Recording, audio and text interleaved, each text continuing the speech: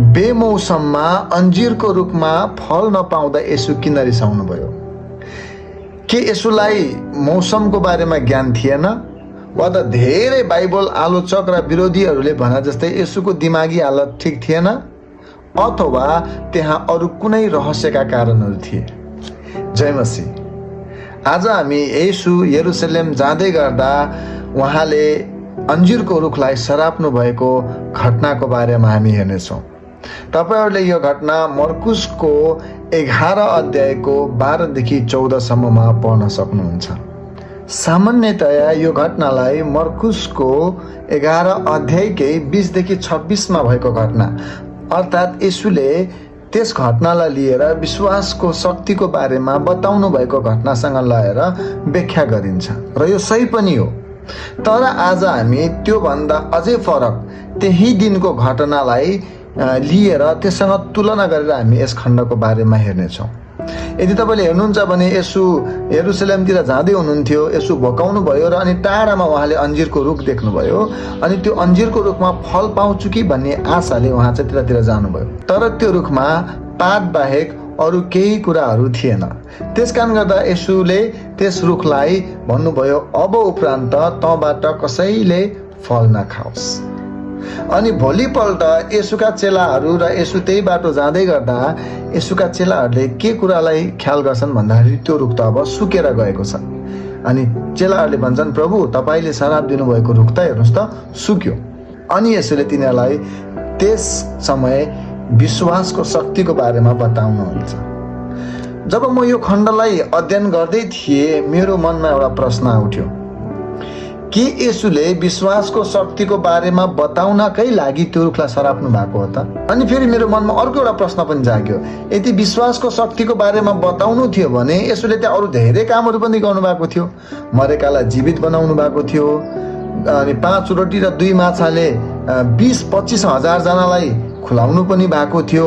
अन्य विभिन्न आश्चर्य कर्म गर्नु भएको थियो।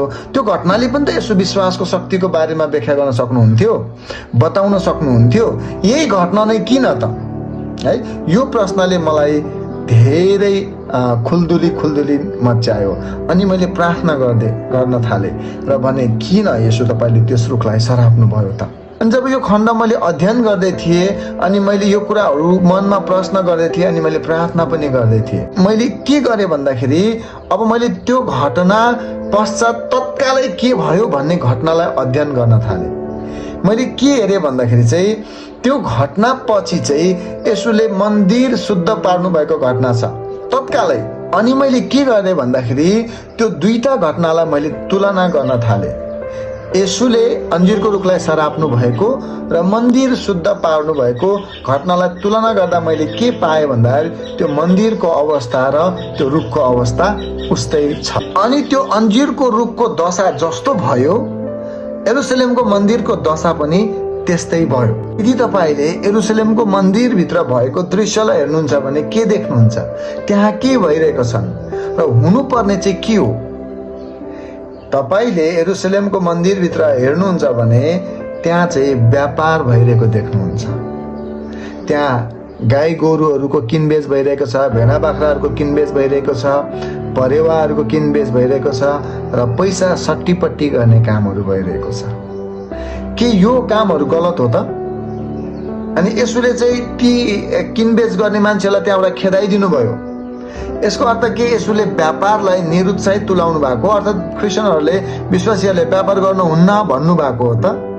विभिन्न देशहरूबाट हजारौं किलोमिटर यात्रा गरेर मानिसहरू चाहिँ यरुसलेमको मन्दिरमा आराधना गर्न आउँथे, प्रार्थना गर्न आउँथे, बलि चढाउन आउँथे।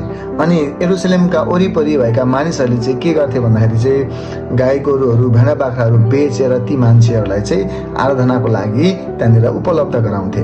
अनि विभिन्न देशहरूबाट मान्छेहरूले सिक्काहरू लिएर आउँथे, जहाँ चाहिँ त्यो सिक्काहरूमा राजाहरूको छापहरू, देवी देवताको छापहरू लागेको हुन्थ्यो। अनि मन्दिरको सिक्का चाहिँ उनीहरूले साटेर यरुसलेममा चढाउने गर्थे, किनभने बाहिरको सिक्का चाहिँ यरुसलेमको मन्दिरमा चढाउन पाउँदैन थियो। त्यसो भन्दा उनीहरूले गरेको काम त राम्रै रहेछ, अर्थात् उनीहरूले चाहिँ ती आराधकहरूलाई, ती तीर्थयात्रीहरूलाई सहायता गरिरहेका रहेछन्। त्यसो भए समस्या के हो त? यहाँ समस्या के हो भन्दाखेरि चाहिँ स्थान हो। किनभने जुन ठाउँमा उनीहरूले व्यापार गरिरहेका छन् त्यो चाहिँ व्यापार गर्ने ठाउँ होइन। उनीहरूले गरेको काम ठिक छ तर स्थान गलत छ। त्यस कारणले गर्दा येशूले तिनीहरूलाई त्यहाँबाट निकालिदिनु भयो। त्यसो हो भने तिनीहरूले कहाँ बसेर व्यापार गर्दै थिए त? यदि तपाईँले यहाँनिर दिएको यरुशलेमको मन्दिरको ढाँचालाई हेर्नुहुन्छ भने यहाँ के छ भन्दाखेरि सबैभन्दा भित्र चाहिँ महापवित्र स्थान हुन्थ्यो जहाँ वर्षमा एकपटक मात्र पुजारी जान पाउँदथे। त्यसपछि त्यसभन्दा बाहिर पवित्र स्थान छ र त्योभन्दा बाहिर पुरुषहरूको चोक छ, अर्थात् इजरायलका पुरुषहरू जान पाउने चोक छ। र त्यसभन्दा बाहिर चाहिँ इजरायलका स्त्रीहरूको चोक छ र त्योभन्दा बाहिर चाहिँ अन्य जातिहरूको चोक छ। र यो चाहिँ सबैभन्दा फराकिलो र ठुलो स्थान हो जहाँ चाहिँ इजरायलीहरू बाहेक अन्य जातिहरू पनि आएर परमेश्वरको आराधना गर्दथे अनि परमेश्वरसँग प्रार्थना गर्दथे। त्यसै कारणले येशूले मर्कुसको 11:17 यसरी भन्नुभयो के यसो लेखिएको छैन, मेरो घर सब जातिहरूका निम्ति प्रार्थनाको घर कहलाइनेछ। त्यो मन्दिर सबै जातिहरूका लागि थियो, इजरायलीहरूको लागि मात्रै थिएन। अब तपाईले त्यो रुखलाई यरुशलेमको मन्दिरसँग तुलना गर्नुहोस्। त्यो रुख हेर्दाखेरि झ्याम्म परेको छ, फल फलेको जस्तो लठरम्मै फलेको जस्तो देखिन्छ, तर त्यहाँ एउटै पनि फल छैन। अनि फेरि तपाईँ यरुशलेमको मन्दिरलाई हेर्नुहोस्, त्यहाँ कस्तो देखिन्छ? आराधना भइरहेको देखिन्छ, प्रार्थना गरिएको जस्तो देखिन्छ, बलिदान चढाएको जस्तो देखिन्छ, तर वास्तवमै त्यहाँ व्यापार भइरहेको छ। त्यस मन्दिरको प्रधान पुजारी, मन्दिरका व्यवस्थापन समितिहरूले अन्य जातिहरू आएर आराधना गर्ने ठाउँलाई चाहिँ व्यापारीहरूलाई भाडामा दिइरहेका छन् र त्यहाँबाट भाडा उठाइरहेका छन् र त्यहाँ किनबेच भइरहेको छ। आराधना हुनुपर्ने ठाउँमा व्यापार भइरहेको छ। त्यस कारण गर्दा 17 पदमा, मर्कुस 11:17 पदमा यसोले भन्नुहुन्छ, तर तिमीहरूले त यसलाई डाकुहरूका अड्डा बनाएका छौ। वास्तवमा त्यो मन्दिर चाहिँ आराधनाको लागि थियो, त्यहाँ परमेश्वरको आराधना हुनुपर्ने थियो, तर त्यहाँ चाहिँ व्यापार भइरहेको छ, त्यहाँनिर किनबेच भइरहेको छ। परमेश्वरको महिमासँग सांसारिक कुराहरू सट्टीपट्टी भइरहेको छ। त्यस कारणले गर्दा परमेश्वरले त्यस मन्दिरलाई त्याग्नु भएको छ। त्यो मन्दिरबाट परमेश्वरले आफ्नो महिमा हटाउनु भएको छ। तपाईँ यदि इजिकियलको 8 अध्यायमा हेर्नुहुन्छ भने त्यहाँनिर परमेश्वरको महिमा मन्दिरबाट हटेर गएको दर्शन इजिकियलले देखेका छन्। अनि परमेश्वरले त्यो मन्दिरलाई परमेश्वरको घर नबनाएर तपाईँ र मलाई परमेश्वरको वासस्थान बनाउँदै हुनुहुन्छ। यदि तपाईँले पहिलो कोरिन्थी 6:19 पद हेर्नुहुन्छ भने यसरी लेखेको छ, तिमीहरूको शरीर पवित्र आत्माको मन्दिर हो, जुन पवित्र आत्मा तिमीहरूले परमेश्वरबाट पाएका छौ र उहाँ तिमीहरूभित्र वास गर्नुहुन्छ भन्ने के तिमीहरूलाई थाहा छैन? तिमीहरू स्वयं आफ्नै होइनौ। यसकारण प्रियजनहरू, येशूले त्यो अन्जीरको रुखलाई किन श्राप दिनुभयो त? किनभने त्यो अन्जीरको रुखबाट येशूले एउटा शिक्षा दिँदै हुनुहुन्छ जुन मन्दिरमा भइरहेको छ।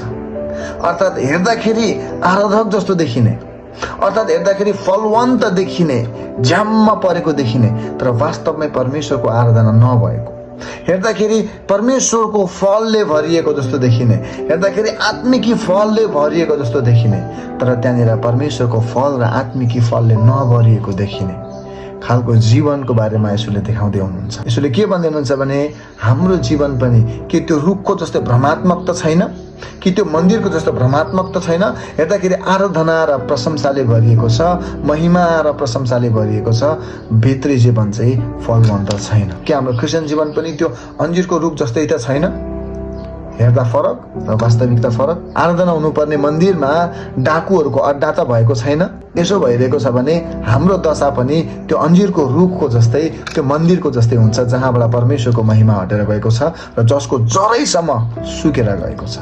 त्यसकारण गर्दा प्रियजनहरू, हामी हाम्रो जीवनलाई फलवन्त बनाउनुपर्छ, हाम्रो जीवनलाई शुद्ध र सफा राख्नुपर्छ अनि परमेश्वरको आराधना र महिमाले भरिएको स्थान बनाउनुपर्छ।